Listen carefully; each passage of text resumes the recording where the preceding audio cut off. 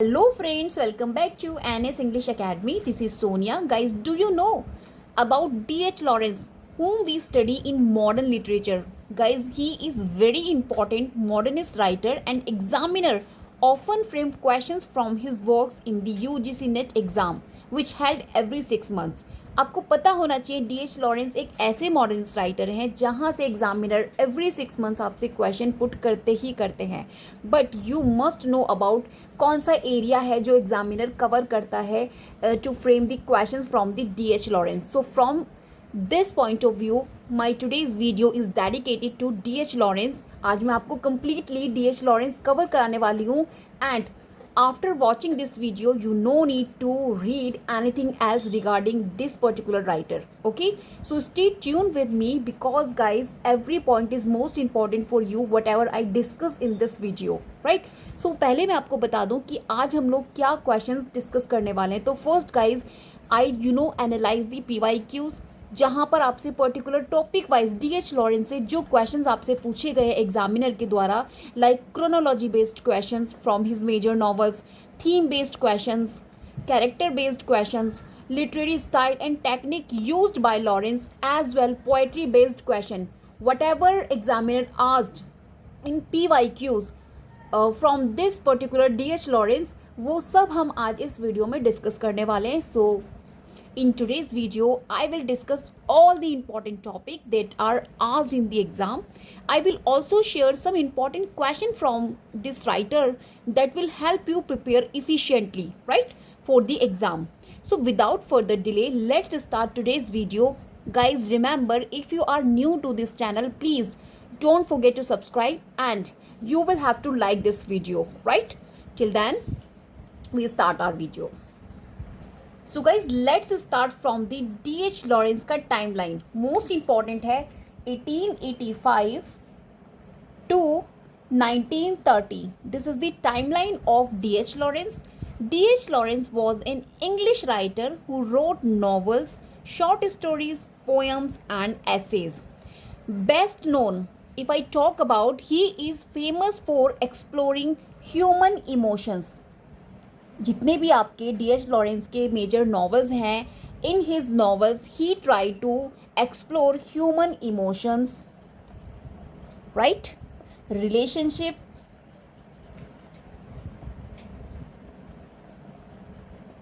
sexuality and the clash between nature and industrialization. Okay, the clash between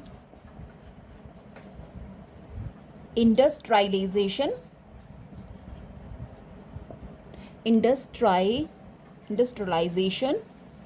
and nature, right. तो guys जो D.H.. Lawrence हैं, ये अपने जितने भी इनके मेजर वर्क्स हैं, अपने वर्क्स में ह्यूमन इमोशंस के थीम को कहीं ना कहीं आप बोल सकते हैं एक्सप्लोर करते हैं, रिलेशनशिप को एक्सप्लोर करते हैं. Sexuality can be seen in his major novels. The clash between industrialisation and nature आपको देखने मिल जाएगा in as a theme in the works of D H. Lawrence, right. And guys, you must know that his works were often controversial because he openly talked about the topics like sex and criticized society, which led to some of his books being banned. इनकी ऐसी बहुत सी books हैं जिन्हें ban कर दिया गया था क्योंकि ये ओपनली बात करते हैं on the topics of sex and criticize भी करते हैं साथ के साथ सोसाइटी को. So just because of that इनकी काफ़ी सारी बुक्स हैं जिन्हें बैन कर दिया गया था, right. He is a key figure in modernist literature. We all know about that, and his work are a must study for UGC NET English point of view. Let's discuss major works written by D.H. Lawrence along with its brief explanation of each. So major works by D.H.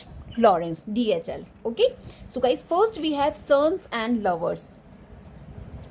Sons and Lovers, which published in the year 1913 and what is about, क्या है इस particular novel के अंदर? तो guys it is a semi autobiography, semi autobiography, right? Autobiographical novel है, semi autobiographical novel basically about a guy named Paul Morel. एक person है, protagonist है इसका, पॉल मॉरेल, राइट? और ये पॉल मॉरेल कोई और नहीं है, खुद ये डीएच लॉरेंस ने अपनी लाइफ के बारे में इसमें कुछ एलिमेंट्स इंक्लूड किए हैं, एड ऑन किए हैं। दैट इज़ वाई हम इसको सेमी ऑटोबायोग्राफिकल नॉवल कंसिडर करते हैं डीएच लॉरेंस की। और ये जो पॉल हैं यहाँ पे रिप्रेजेंट कर रहे हैं आपके डीएच लॉरेंस को, right? Remember the fact I'm just going to discuss in this video, most important exam point of view, right? So basically ये जो पोल है ये एक super close है towards his mom, like यहाँ पे Oedipus complex, Oedipus complex alert दिखाया गया है, right? In this work novel में क्या है ये ऑडिपस कॉम्प्लेक्स? ऑडिपस कॉम्प्लेक्स आपका जो फ्लूइड है, जिन्हें हम स्टडी करते हैं साइको एनालिटिक के लिए, राइट? जो फ्लूइड हैं उन्हीं ने इस कॉन्सेप्ट को बेसिकली इंट्रोड्यूस किया है। और इस कॉन्सेप्ट के अंदर रिलेशनशिप दिखाया जाता है between mother and son, right? तो मैं आपको बहुत ब्रीफ बताऊंगी। ऑडिपस कॉम्प्लेक्स यही कॉन्सेप्ट इसके अंदर दिखाया गया है और यहाँ से क्वेश्चन एग्जाम में ऑलरेडी पूछा जा चुका है, then you must know about, right? कि ये जो नॉवल है इनकी Sons and Lovers published in the year 1913, एक ये सेमी ऑटोबायोग्राफी है। And the second thing is that concept यहाँ पे दिखाया गया है ऑडिपस कॉम्प्लेक्स, ओके? तो ये जो पोल है, तो ये इसमें जो प्रोटैगनिस्ट है, तो बेसिकली ये स्ट्रगल कर रहा है to have healthy relationship with other women just because of Oedipus complex, okay? तो इसको बहुत ज़्यादा स्ट्रगल करना पड़ रहा है हेल्दी रिलेशनशिप बिल्ड करने के लिए with the other women. Reason, क्योंकि he was indulge with Oedipus complex. कहीं ना कहीं जो इसका रिलेशनशिप है with his mother, it's a quite strong, इतना स्ट्रॉन्ग है कि he has to struggle, right, with the healthy relationship of other womens. जब ये दूसरे विमेंस के साथ इसका रिलेशनशिप अच्छे से हेल्दी नहीं हो रहा just because of this Oedipus complex, right? So this is the novel about, and let's discuss about the working class mining community जो इसके अंदर दिखाई गई है as well. It shows a hardship of life. तो इनकी जितनी भी लाइफ की हार्डशिप थी डीएच लॉरेंस की, कहीं ना कहीं इन्होंने एक्सप्लोर किए in this novel Sons and lovers, right? अच्छा, ये नॉवल इम्पॉर्टेंट क्यों है? It is one of the Lawrence की बेस्ट वर्क है ये डीएच लॉरेंस का, एंड अ क्लासिकल एग्जाम्पल है साइकोलॉजिकल फिक्शन का। This work Sons and Lovers consider psychological fiction, right? और एक एग्जाम्पल, क्लासिकल एग्जाम्पल कंसिडर किया जाता है। थीम, अगर मैं इसकी थीम की बात करूं तो मदर सन रिलेशनशिप की बात की गई है, लव की बात की गई है, क्लास स्ट्रगल दिखाया गया है, एंड इमोशनल कॉन्फ्लिक्ट आपको देखने मिलेगी as a theme in this work. जैसे कि मैंने अभी आपसे पीछे बताया था कि जितने भी थीम्स जो मैंने आपको उनके नेम मेंशन किए थे, उन सभी थीम्स पर बेस्ड होते हैं इनकी novel, and this is sun and lovers is the example of it, okay? और इफ़ आई फोकस इस जो पर्टिकुलर आपका जो नॉवल है, इस पर्टिकुलर नॉवल के अंदर फोकस किया गया है Oedipus complex and how it affect जो पोल है इस नॉवल के अंदर कैरेक्टर, किस तरीके से उसके रिलेशनशिप को इफेक्ट किया है, राइट? तो इस नॉवल के अंदर यही सब दिखाया गया है। अगर आपको इतना भी नॉलेज है regarding this particular novel of D H Lawrence, this is good to go, right? Let's move on the another major novel written by D H Lawrence for exam point of view. Let's discuss another major novel written by D.H. Lawrence. We have The Rainbow. The Rainbow. Right? This published in the year 1915. Right? So basically guys, क्या है ये novel? This is the novel about 3 generation of Brangwyn family. तो इसके अंदर Brangwyn family दिखाई गई है। Brangwyn family की 3 जनरेशन्स आपको देखने मिलेंगी। 3 जनरेशन के बारे में है, उनकी जितना भी फैमिली स्ट्रगल्स है, लव मैरिज है, एंड सोसाइटल एक्सपेक्टेशंस है, everything you will find out in this the Rainbow novel written by D H Lawrence. Most important है, यहाँ से एग्जामिनर आपसे एवरी 6 months और you guys can say skip करके question कभी ना कभी पूछते ही रहते हैं, then you must know about this novel also, right? और ये जो नॉवल है in bold in its portrayal of sexuality and critics how industrialization ruins rural life. तो बेसिकली इस नॉवल के अंदर बताया गया है, एक तो इसमें पोर्ट्रे किया है सेक्सुअलिटी को, as I mention you in before when I start this video, कि जो डी एच लॉरेंस के जो टॉपिक्स होते हैं सेक्सुअलिटी पे एंड कहीं ना कहीं ये क्रिटिक्स करते हैं, just because of that reason इनकी जो नॉवेल्स हैं काफ़ी सारी बैन कर दी गई थी फ्रॉम दी कंट्रीज़. ओके, तो यही थीम्स जो हैं ये कहीं ना कहीं अपने नॉवेल्स में एक्सप्लोर करते हैं. और इस पर्टिकुलर नॉवल के अंदर इन्होंने इंडस्ट्रियलाइजेशन का बर्बाद होना दिखाया कि किस तरीके से जो इंडस्ट्रियलाइजेशन है, जो आपकी एक रूरल लाइफ होती है, उसको किस तरीके से ख़राब करती है, रून करती है उसका. तो इस नॉवल के अंदर वही बताया गया है, right. If I talk about the importance of this particular novel written by D H Lawrence, तो guys it is banned for obscenity, right? So guys, I am just writing here, it is banned for obscenity because of its frank discussion of sex. तो यहाँ पे discussion दिखाया गया है sex के लिए, that is Y इसको ban कर दिया गया था. एंड थीम्स यहाँ पर दिखाए गए हैं, as I told you, sexuality, family and their impact of industrialization, impact of industrialization, right. और आपको याद क्या रखना है, it is a modernist novel and ये प्रिकर्सर है टू वुमेन इन लव. तो कहीं ना कहीं ये जो आपकी नॉवल है the rainbow, this is the precursor Women in Love. This is the another novel of D.H. Lawrence. Okay, so these are the important facts that you will have to remember for exam point of view. Okay, let's move on the Women in Love. Okay, next major novel by D.H. Lawrence. So guys, let's move on number 3, Women in Love. This published in the year 1920. Okay, and what is in this novel? So this is the sequel to the Rainbow, as I told you. ये sequel है आपका Rainbow का, which is which published before this novel. 1915 में आपका The Rainbow publish हुआ है and this came in the 1920. So ये एक sequel है to the Rainbow का, राइट. और ये जो आपकी नॉवल है ये फॉलो कर रही है कहीं ना कहीं ब्रैंगमन सिस्टर्स को, जो अभी हमने पीछे ब्रैंगमन फैमिलीज़ के बारे में स्टडी किया था, 3 जनरेशन ऑफ ब्रैंगमन फैमिली. तो उसकी ब्रैंगमन की जो सिस्टर्स हैं, ब्रैंगमन फैमिली की जो सिस्टर्स हैं, ये स्टोरी आपकी आगे वहीं लीड कर रही है. ओके, ब्रैंगमन सिस्टर्स यहाँ पर फोकस किया जा रहा है, इनको सिस्टर्स को, right. We have Gudrun, I am just writing the name of these 2 sisters talking about in this novel. Gudrun, okay, and Ursula.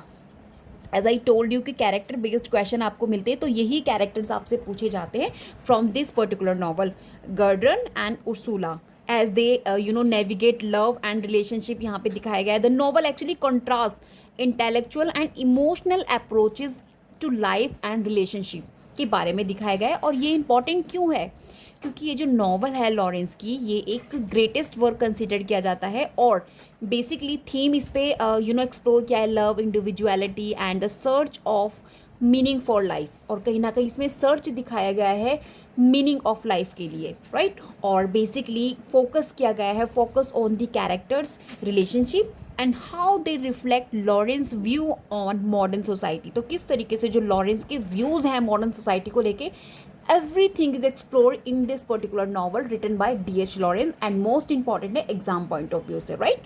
Let's move on the number 4, Lady Chatterley's Lover. Number 4 we have Lady Chatterley Lover. This published in the year 1928. Okay, and what is in this? It is about Constance Chatterley. इसके अंदर character हैं आपके Constance Chatterley. This is the character we study in this novel. ये क्या है, एक aristocratic women है. Okay, ये जो बंदी है कॉन्स्टेंस है, चैटरले है, ये एक एरिस्टोक्रेटिक वुमन है who has an affair with her gamekeeper Oliver Mellor, right. I am just writing here. तो बेसिकली ओलिवर मेलोर्स, तो ये विमन जो है कॉन्स्टेंस, इसका लव अफेयर चल रहा है किससे? ओलिवर मेलोर से। ये कौन है? ये एक गेम कीपर है, एक गेम कीपर है, राइट। और while her husband is paralysed, और कब है इसका अफेयर? जब इसका जो हस्बैंड है कॉन्स्टेंस का, वो क्या हो गया है? ही पैरालाइज्ड, राइट। तो इसका हस्बैंड जो है वो पैरालाइज्ड है और इसका लव अफेयर स्टार्ट हो जाता है ओलिवर मेलोर से। सो इन दिस नॉवल के अंदर दिखाया गया है, ये जो नॉवल है super bold in its portrayal of sex के बारे में इसमें दिखाया गया है एंड क्रिटिक किया गया है द क्लास सिस्टम। ये जो बंदा है ओलिवर, ये ही इज़ नॉट रिच, लेकिन कॉन्स्टेंस है, शी इज़ एरिस्टोक्रेटिक वुमन है, और कहीं ना कहीं इसका लव अफेयर स्टार्ट हो जाता है। तो कहीं ना कहीं यहाँ पे क्लास सिस्टम को दिखाया गया है और लॉरेंस ने यहाँ पे क्रिटिक किया है, और ये पर्टिकुलर नॉवल ही है जो इनकी बैन कर दी गई थी because of its a bold scene and kind of thing, यहाँ पर जो इन्होंने एज ए ओपनली मतलब कि एक्सप्लोर किया था, right. So why this is important? It was ban for obscenity के लिए इसको बैन कर दिया गया था, as I told you in the previous novel also written by D.H. Lawrence which we study, okay. इसको भी बैन कर दिया गया था, और एज मैंने आपको बताया कि थीम पर बेस्ड है ये आपकी sexuality, class differences and dehumanising effect of industrialisation का। इंडस्ट्रियलाइजेशन ने किस तरीके से ह्यूमन को डिसह्यूमनाइजिंग कर दिया था, ये सभी इसके अंदर दिखाया गया है नॉवल के अंदर। और this is a must read for understanding Lawrence view on cycle and emotional intimacy. If you really want to understand the views of D.H. Lawrence, then you should in detail read once this particular novel of D.H. Lawrence, क्योंकि इसको study करने से आपको अच्छे से पता लग जाएगा कि what kind of views, kinds of character he considered, okay, in his life, okay. So let's move on the another. तो गाइस अभी मैंने आपको 4 number of major novels in detail आपको एक्सप्लेन किए D.H. लॉरेंस की, जो एग्जाम पॉइंट ऑफ व्यू से most important है। Now I am going to discuss short stories and poems written by D.H. Lawrence, most important for exam point of view. Remember whatever I just describing in this video, all and everything is relevant or exam oriented, okay.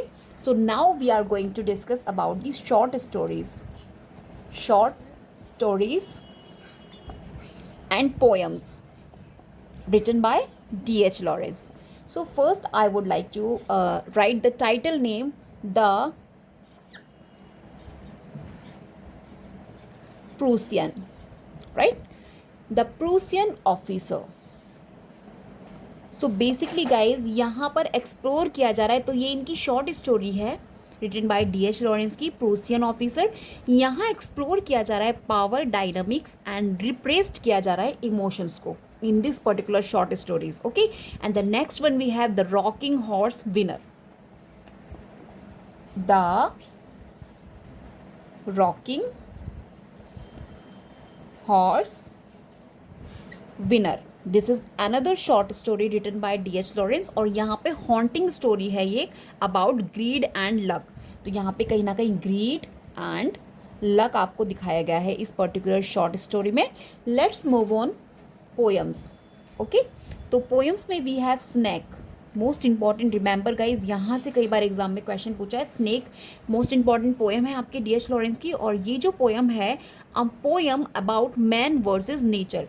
तो इसके अंदर guys आपको दिखाया गया है man versus nature, right, and the conflict between instinct and societal norms. तो कहीं ना कहीं सोसाइटल नॉर्म्स की बीच कॉन्फ्लिक्ट यहाँ पे इस पर्टिकुलर पोएम के अंदर दिखाई गई है, स्नैक और मैन वर्सेस नेचर को यहाँ पे दिखाया गया है, right. And next we have piano. Remember piano most important है, ये एक नॉस्टैल्जिक पोएम इनकी कंसीडर की जाती है अबाउट चाइल्डहुड मेमोरीज। तो जिसके अंदर इन्होंने चाइल्डहुड मेमोरीज को एक्सप्लोर किया है, childhood memories, right? So these two poems most important title based, क्योंकि क्वेश्चन आपसे एग्जाम में पूछ लिया जाता था, and short stories the Prussian officer and the rocking horse winner. These two short story and these two poem most important D.H. Lawrence exam point of view, okay. Why it is important, क्योंकि short stories and poems are rich in symbolism and imagery. क्योंकि जो आपके D H. Lawrence हैं, इन्हों की जितनी भी short story और पोएम्स हैं, आप इनको जब स्टडी करेंगे तो आप उसमें kind of symbolism and imagery आपको देखने मिलेगा, और वहीं से आपको क्वेश्चन बनता है, राइट। क्योंकि बेसिकली इन्होंने फोकस किया है अपनी शॉर्ट स्टोरी और पोएम्स में how these works reflect is themes of nature. कहीं ना कहीं नेचर को इन्होंने एक्सप्लोर किया है, ह्यूमन इमोशंस को एंड सोसाइटल पर क्रिटिक किया है। तो that is why most important है, फोकस किया जा रहा है क्योंकि इंपॉर्टेंट थीम है यहाँ पर, that is why most important है एग्जाम पॉइंट ऑफ व्यू से, राइट।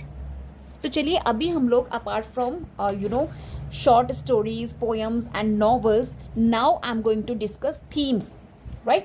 की थीम्स इन लॉरेंस वर्क, वो कौन से की थीम्स पर ये बात करते हैं। देखिए ये सभी मैं वही टॉपिक्स लेके आ रही हूँ जो आपसे एग्जाम में पूछे जाते हैं और जहाँ से क्वेश्चंस आपको बनते हैं, right.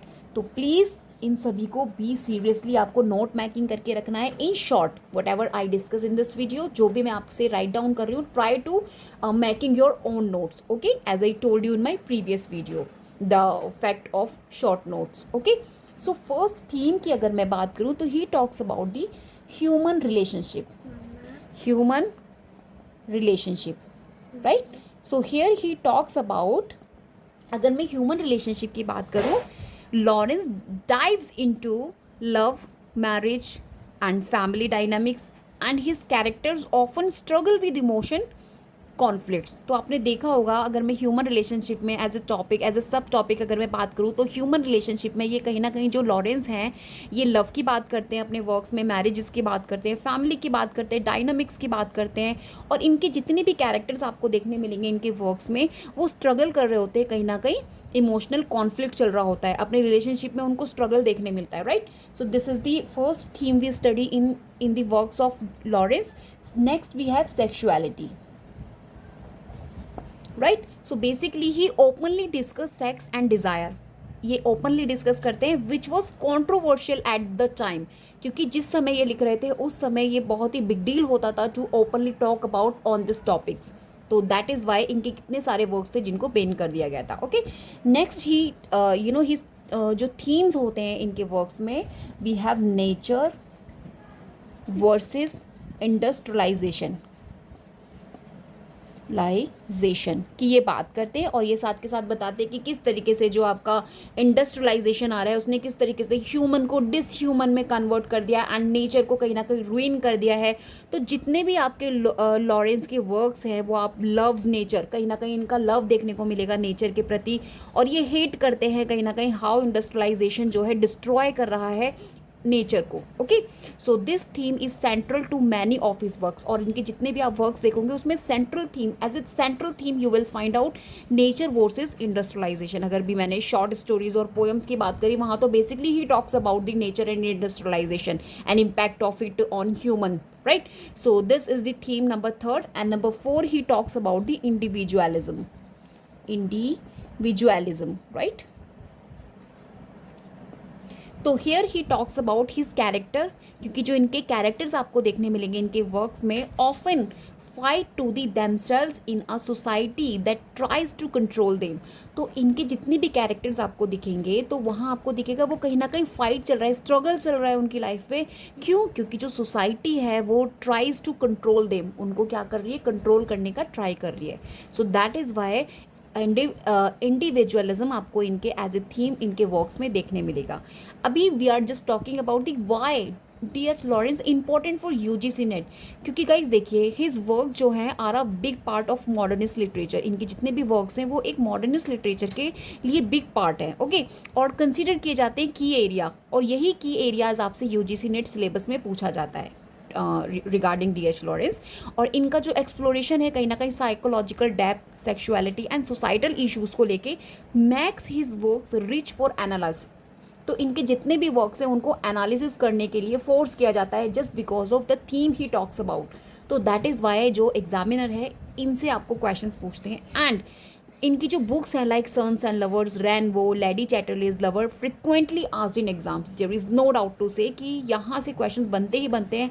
And guys I am telling you, understanding Lawrence trust me, अगर आप अच्छे से लॉरेंस को स्टडी करते हैं आपको ये हेल्प करेगा एनालाइज करने में थीम, लाइक जो भी थीम्स पर ये बात करते हैं, like human relationship, sexuality, nature versus industrialisation. If you really want to study deep तो आपको डी.एच. लॉरेंस की बुक्स अगर आप 1 और 2 इन डिटेल स्टडी कर लेते हैं then it will come to good to go. But I am not saying कि आप उसको स्टडी करें, you are just preparing for UGC net, this is enough for you. अगर आप इन डिटेल उनको जानना चाहते हैं तो आपको इनकी बुक से पता चल जाएगा, right.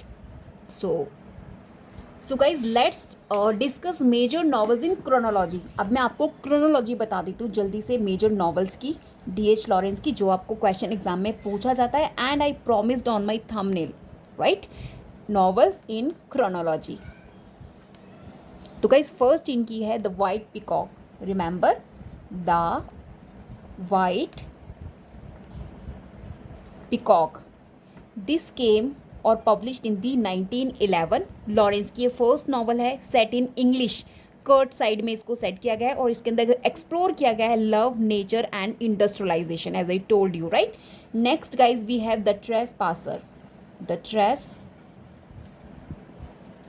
Passer, this is the next novel, this published in the year 1912, right. आपको टाइटल याद रखने, अभी भी एग्जाम में क्वेश्चन पूछा गया था, अभी जो लास्ट आपका 7 जनवरी को एग्जाम हुआ है इंग्लिश लिटरेचर का, वहाँ पे आपको डी.एच. लॉरेंस के यही सारी नॉवेल्स पूछी गई थी। ट्रस्ट मी, क्वेश्चन इनके आता ही आता है इनसे, right. And number third, let me brief discuss about the trace passer. तो बेसिकली ये एक रोमांटिक ट्रेजेडी है इनकी, this is the romantic tragedy about a love affair, right, उसके बारे में है। और हेलन कॉर्क करके इसके अंदर लॉरेंस का कोई फ्रेंड है, उसके बारे में बताया गया है, right. Number third we have sons and lovers, sons and lovers. इनकी देखिए पब्लिकेशन ईयर याद करना बहुत ईजी है, 11 से स्टार्ट होगा, 12, 13, ओके, यहाँ से आपका चलेगा। As I told you about sons and lovers मैंने डिस्कस कर लिया है, एक सेमी ऑटोबायोग्राफी है, right. Next we have the rainbow, the rainbow 1915, right, 1 year का गैप हो गया यहाँ पे। And number 5 we have the women in love, sorry not the women in love only, okay, women in love, this came in the year 1920, okay, ये एक sequel है the rainbow का, as I told you. Next 6 number we have Aaron's road, Aaron's road, इससे मिलता जुलता आपका एक Virginia Woolf का भी वर्क है, कन्फ्यूज़न क्रिएट होता है बच्चों को काफ़ी ज़्यादा, तो please don't make confusion. 1922 most important publication year है, देखिए 1922 में आपका टी.एस. इलियट का द वेस्टलैंड आया, वहाँ से आप इसको याद कर सकते हैं, Aaron's road, okay. Here is not space I have, so I just first clean this, then I number 7 start from the that, okay. So number 7 we have kangaroo, number 7 novel we have Kangaroo, okay, this published 1923। ये इनकी Australia में set हो रही है और यहाँ पे कहीं ना कहीं एक्सप्लोर किया जा रहा है पॉलिटिक्स, पावर एंड इंडिविजुअलिज्म को, okay. Number 8 we have the plumed serpent, the plumped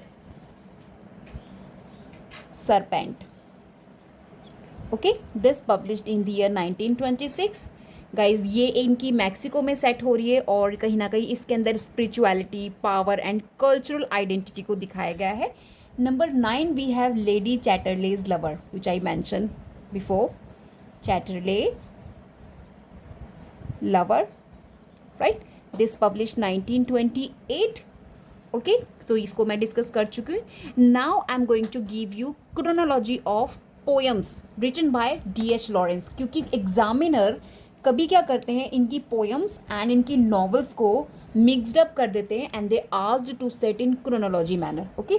so be prepared. अब आपको क्या करना है, अपने नोट मैकिंग में डी.एच. लॉरेंस लिखना है, उसके बाद सबसे पहले आपको इनकी जो पोएम्स हैं, इनकी जो नॉवेल्स हैं, उनको क्रोनोलॉजी में लिखना है। देन उसके बाद what ever I discuss each novels of his, जो मैंने 4 numbers of novel in detail में आपको बताइए, फिर आपको उनकी नोट मैकिंग करनी है, जो भी इंपॉर्टेंट फैक्ट मैंने उसके बारे में बताया है, राइट। सो इनकी जो पोएम्स हैं, first poem he wrote love poem and others, love poems and others, this is title, और ये इनकी आ रही है 1913 में, राइट। बेसिकली ये इनका फर्स्ट कलेक्शन ऑफ पोएम्स है जहाँ पे इन्होंने एक्सप्लोर किया है theme of love and nature को। नंबर 2 वी हैव एमोरस, एमोर्स, 1916 में ये इनकी आ रही है। ये भी इनका कलेक्शन ऑफ पोएम्स है जहाँ इन्होंने रिफ्लेक्ट किया है on personal experiences and emotions को। Okay, number third we have look, we have come through this 1917, और ये सीक्वेंस ऑफ पोएम्स हैं इनकी about his relationship with his wife, जो इनकी फ्रेडा जो इनकी वाइफ थी, उनके बारे में, उनके रिलेशनशिप के बारे में इसमें इन्होंने मेंशन किया है। Okay, number 4 we have new poems 1918, right. ये भी इनका आप बोल सकते हो कलेक्शन है शॉर्ट रिफ्लेक्टिव पोएम्स का। इसमें इन्होंने वेरियस थीम्स को एक्सप्लोर किया है। And number last one we have, not last one actually, first we have पेंसीज।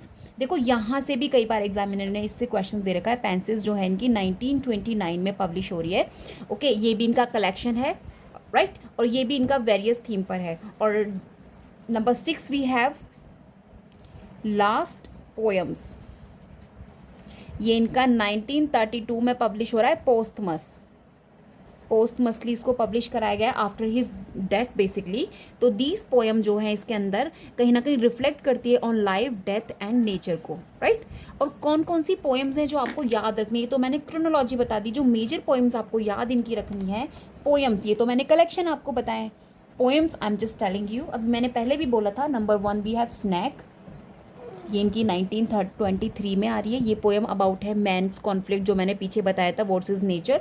Next we have piano, right, ये टाइटल है, पोएम्स हैं इनकी, बेसिकली पोएम है। ये एक नॉस्टैल्जिक पोएम है। और द शिप ऑफ डेथ, पीछे मैंने आपको भी कलेक्शन बताया था। ये मैं इनकी पर्टिकुलर नॉवल पोएम्स आपको बता रही हूँ। प्रोफाउंड पोएम है इनकी ये, about death and after life के बारे में, द शिप ऑफ डेथ, ठीक है। तो ये 3 नंबर्स ऑफ मेजर पोएम्स हैं इनकी। Most important exam point of view से इनको आपको याद करके ही रखना है, क्योंकि यहाँ से आपको exam already many times they have been asked. Okay, so guys now I am just going to discuss about the exam में काम आने वाले टिप्स मैं आपको थोड़े से बताऊंगी कि आपको करना क्या है। देखिए, आपको सबसे पहले मेमोराइज करके रखना है publication year of major novels like sons and lovers, the rainbow, जो भी मैंने 4 नंबर ऑफ नॉवेल्स इनकी बताई, उनकी पब्लिकेशन ईयर आपको पता होना चाहिए। फोकस करना है आपको इनके थीम्स पर, इनके जितने भी ईच बॉक्स मैंने डिस्कस किए, sons and lovers, Oedipus complex, किस तरह से उन्होंने इस थीम पर बेस्ड है इनका sons and lovers. Lady Chatterley's lover किस तरीके से क्लास एंड सेक्सुअलिटी को दिखा रहा है। एंड 4 पोएम्स रिमेंबर आपको रखनी है, स्नैक एंड पियानो, क्योंकि ये आपसे फ्रिक्वेंटली आस्क्ड पोएम्स मैंने आपको बताई हैं। और be prepared to answer chronology based MCQs, आपको प्रिपेयर करना है अपने आप को आंसर करना, क्रोनोलॉजी बेस्ड MCQs को सॉल्व करना है, क्योंकि यहाँ से एग्जामिनर आपसे कई बार क्वेश्चंस पूछते हैं। Now guys I am going to discuss as I promised in my videos कि मैं आपसे कुछ क्वेश्चंस डिस्कस करूंगी, टाइप्स ऑफ क्वेश्चन जो आपसे DH लॉरेंस से आपसे क्वेश्चन पूछे जाते हैं। अभी हम उन क्वेश्चंस को डिस्कस करते हैं। Okay, see guys, chronology question में आपसे, अगर मैं क्रोनोलॉजी बेस्ड क्वेश्चन पूछे जाते हैं, एक तो आपसे DH लॉरेंस से, ठीक है, किस टाइप के आपसे क्वेश्चन पूछे जाते हैं, right. First time just writing the topics. Theme based questions आपसे पूछे जाएंगे, थीम बेस्ड क्वेश्चंस आपसे पूछे जाएंगे, राइट। और नंबर 3 वो आपसे पूछ सकते हैं character based, right, character based. Number 4 lifestyle and techniques, not lifestyle, literary, जो इनकी लिटरेरी स्टाइल है राइटिंग्स लिखने का, एंड इनकी जो टेक्निक्स हैं ये आपसे पूछ ली जाती हैं एग्ज़ाम में, right. And poetry based questions आपसे पूछ लिए जाते हैं, पोइट्री बेस्ड क्वेश्चन, राइट।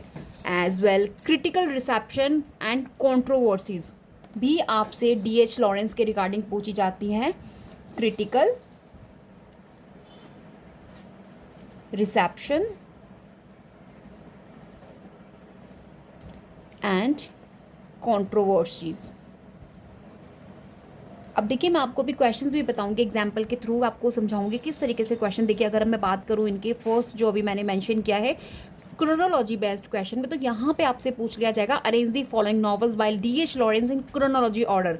वो आपको नॉवेल्स दे देंगे, sons and lovers, rainbow, lady Chatterley's lover, women in love, तो उन्हें आपको सेट करना है इन क्रोनोलॉजी में। जैसे कि मैंने आपको स्टार्टिंग में बताया था सन्स एंड लवर्स 1913 में है, और द रेनबो आपका 1915 में पूछा गया है, मीन्स पब्लिश हुआ है। लेडी चैटरलेज लवर 1928 में पब्लिश हुआ है। वुमेन इन लव आपका 1920 में पब्लिश हुआ है। नेक्स्ट आपसे पूछते हैं वो थीम बेस्ड क्वेश्चन। यहाँ पे क्वेश्चंस वो बनाते हैं कि which of the following themes is central to D.H. Lawrence sons and lovers. तो इस तरीके से वो आपको कोई भी इनकी नॉवल का टाइटल दे देंगे और वो आपसे पूछ लेंगे। फॉर एग्जाम्पल अगर मैं सन्स एंड लवर्स के अगर मैं थीम्स की सेंट्रल थीम की बात करूँ, then which theme we have, तो मैं आपको ऑप्शंस बताऊंगी यहाँ पे। Industrialisation, Oedipus complex, colonialism and war.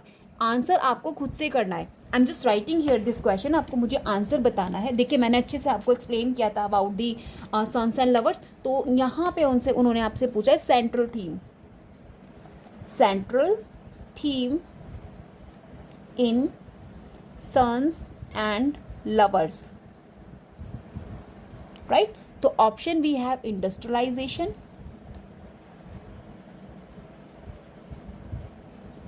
right? Number second we have Oedipus complex.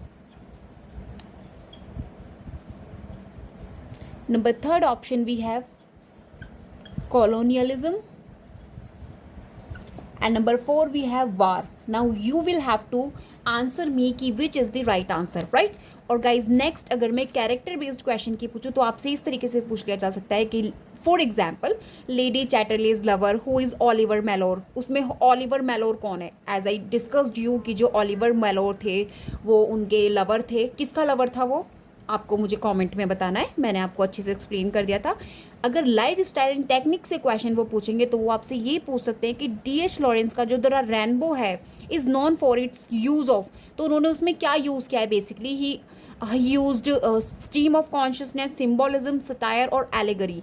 तो आपको यहाँ मुझे आंसर करना है कि चलिए मैं आपको सारे क्वेश्चंस नहीं दे रही आंसर के लिए क्योंकि I have no space again again you know और उसको राइट करूँ। तो मैं आपको अच्छे से बताती हूँ। अगर आपसे क्वेश्चन पूछते हैं द रेनबो में कि ये रेनबो में इन्होंने मीन्स मतलब कि किस लिटरेरी स्टाइल और टेक्निक्स को यूज़ किया है, तो एज आई टोल्ड यू कि ही कहीं ना कहीं ये एक्सप्लोर करते थे symbolism in he short stories and poems में, तो इन्होंने सिम्बोलिज्म को यूज़ किया है, राइट। तो symbolism is the answer. Poetry based questions में आपसे यहाँ पे काइंड ऑफ क्वेश्चंस वे बना सकते हैं, जैसे कि D.H. लॉरेंस की जो पोएम स्नैक है, द स्नैक क्या सिंबोलाइज कर रहा है? तो जो स्नैक है वो आपका क्या सिंबोलाइज कर रहा है? ऑफ कोर्स वो सिंबोलाइज कर रहा है nature and instinct. As I told you कि जो स्नैक है उसमें मेन वर्सेस नेचर दिखाया गया है, तो वो कहाँ पे सिंबोलाइज कर रहा है? स्नैक आपका कहीं ना कहीं वो नेचर को सिंबोलाइज कर रहा है, राइट। और गाइज जो कॉन्ट्रोवर्सीज है यहाँ पर आपका क्वेश्चन बनता है D.H. लॉरेंस से कि वो मीन्स जो D.H. लॉरेंस की जो नॉवेल्स हैं वो बैन है, वो बैन फॉर ऑब्सनिटी के लिए, मतलब कि वो कौन सी नॉवल थी जिसे बैन कर दिया गया था? तो ऑप्शन में जैसे कि हमारे पास सन्स एंड लवर्स दे देंगे, द रेनबो दे देंगे, लेडी चैटरलेज लवर दे देंगे। देखिए मैंने आपको बताया था कि जो सन्स एंड लवर्स है और जो इनकी लेडी चैटरलेज लवर है, दोनों ही नॉवेल्स हैं जिनको बैन कर दिया गया था, दीज टू नॉवेल्स, ओके। तो गाइस इस तरीके से आपसे क्वेश्चंस बनेंगे D.H. लॉरेंस पर, right. I have no enough space, otherwise मैं आपको एक एक क्वेश्चंस लिख के अच्छे से समझाती, बट होप आपको समझ आया whatever I try to teach you in this particular novel. तो गाइज आपको मैं लास्ट में यही बोलूँगी, जो इंपॉर्टेंट एरियाज है मेजर नॉवेल्स में sons and lovers, rainbow, women in love, lady Chatterley's lover, और मेजर पोएम्स में we have snake, piano, the ship of death. और अगर मैं थीम की बात करूँ इनके, तो ह्यूमन रिलेशनशिप, सेक्सुअलिटी के बारे में ही talks about, nature versus industrialisation, individualism के बारे में ये बात करते हैं, और लिटरेरी स्टाइल में इन्होंने सिम्बोलिज्म को यूज़ किया है, स्ट्रीम ऑफ कॉन्शियसनेस भी इन्होंने यूज़ किया है, और साइकोलॉजिकल डेप्थ को भी इन्होंने यूज़ किया है, right. So these are the important information I just try to mention in this video for you all, so that you guys can easily done with this particular modernist novelist, we can say D.H. Lawrence, okay। अगर आपको the way I discuss in today's video और जो भी content मैंने इसमें use किया है, if you really think कि इसी तरीके से मैं जितने भी मेजर राइटर्स हैं कवर करा हूँ आपको, major writers I just focus major writers only, जो आपसे एग्जाम में डेफिनेटली 100% आई एम जस्ट श्योरिंग अबाउट कि आपको यहाँ से क्वेश्चंस मिलेंगे ही मिलेंगे। तो प्लीज़ आप इस तरीके से स्टडी कीजिए, अपने नोट मेकिंग स्टार्ट कीजिए, और आपको क्या क्या लिखना है what ever I just write down on the white board of mind well I just explaining you, आपको वो सभी चीज़ें इंपॉर्टेंट जितनी भी चीज़ें मैंने आपको बताई आपको सभी को अपने शॉर्ट नोट्स में सिक्योर करके रखना है, so that when you guys are revising your concept आपको किसी भी तरीके की प्रॉब्लम ना हो and you no need to understand again and again. Okay, तो अभी आप उसको अच्छे से अंडरस्टूड कीजिए, उसके बाद अपनी नोट मेकिंग कीजिए। ट्रस्ट मी, अगर आप इस स्ट्रैटेजी को अपनाते हैं और इस तरीके से सीक्वेंस वाइज आप स्टडी करते हैं, देखिए कोई भी आप अगर राइटर उठाते हैं, राइट, अगर मैं डी.एच. लॉरेंस की बात करूं तो फर्स्ट आपको उसके जितने भी मेजर वर्क्स हैं उसकी क्रोनोलॉजी आपको देखनी है। उसको माइंड में रखने के बाद आपके अंदर कहीं ना कहीं एक कहीं ना कहीं डिज़ायर आएगा कि नहीं मुझे इसके इस टेक्स्ट को पढ़ना है। उसके बाद आपको जो मैंने 4 नॉवेल्स बताई हैं उनकी आपको एक्सप्लेनेशन को स्टडी करना है, तो आपको इंटरेस्ट आएगा। So this is the way by which you guys can interested होकर आप पढ़ सकते हैं, राइट। तो इसी तरीके से आपको पढ़ना है। जो भी आप राइटर को मेजर राइटर को कवर करेंगे, अपनी प्रेपरेशन में इंक्लूड करेंगे, तो फर्स्ट उनकी जो क्रोनोलॉजी आपको उसको देखना है, उसके टाइटल को देखना है, राइट। तो फर्स्ट काम आपका वो होना है। सेकेंड, आपको एनालाइज करना है, डिटेल्ड में जाना है जिन मेजर वर्क्स को आपसे एग्जाम में पूछा जा चुका है। अकॉर्डिंग टू PYQs अगर आप चलेंगे देन जो आपका एक वाइड एरिया है लिटरेचर का स्टडी करने का, वो आपका बहुत ही ज़्यादा एक आप बोल सकते हैं श्रिंक हो जाएगा, राइट। अब आपको बहुत ज़्यादा स्टडी नहीं करना पड़ेगा, और ट्रस्ट मी जितना आप पढ़ेंगे वो आपको बहुत इंटरेस्टेड लगेगा, राइट। तो इस एडवाइस के साथ मैं इस वीडियो को एंड कर रही हूँ विद द होप कि आप जो भी मैंने आपको बताया उसको आप अच्छे से फॉलो करेंगे, right. Till then bye bye, have a great day, we will meet in next video with another major writer, right.